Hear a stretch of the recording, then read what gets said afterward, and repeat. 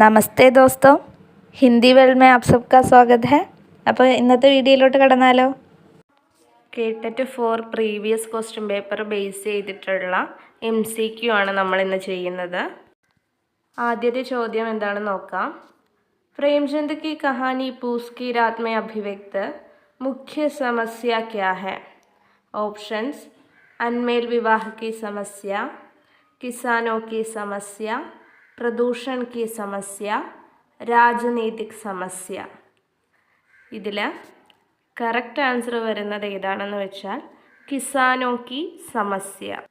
Next question, कवि बिहारी के संबंध में गलत कथन कौन सा है? ऑप्शंस: ब्रजभाषा के कवि थे, वे अपने दोहों के कारण प्रसिद्ध हुए, वे श्रृंगारी कवि थे, इनमें से कोई नहीं. ഇതിൽ തെറ്റായത് ഏതാണെന്നാണ് ചോദിച്ചേക്കുന്നത്. അതിൽ വരുന്നത് ഓപ്ഷൻ ഡി ആണ്, ഇൻമേസെ കോയി നെഹി. അടുത്ത ചോദ്യം, यह पुस्तक प्रेमचंद ने लिखी है, प्रस्तुत वाक्य में यह का प्रयोग किस रूप में हुआ है? ഓപ്ഷൻസ് വരുന്നത് സർവനാം, സാർവനാമിക് വിശേഷൺ, ക്രിയാവിശേഷൻ, സംബന്ധ സൂചക്.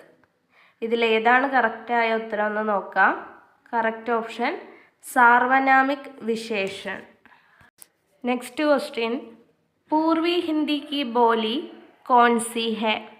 ऑप्शंस: अवधी, बुंदेली, खड़ी बोली, ब्रजभाഷ. ഇതിൽ കറക്റ്റ് ആൻസർ വരുന്നത് അവധിയാണ്. നെക്സ്റ്റ് ചോദ്യം, कुमार अंबुज का कविता संग्रह कौन सा है? ऑप्शंस: किवाड़, चांद का मुँह टेढ़ा है, सरोज स्मृति, राम की शक्ति पूजा. ഇതിൽ കറക്റ്റ് ആൻസർ എന്ന് പറയുന്നത് ഓപ്ഷൻ എ കിവാടാണ്.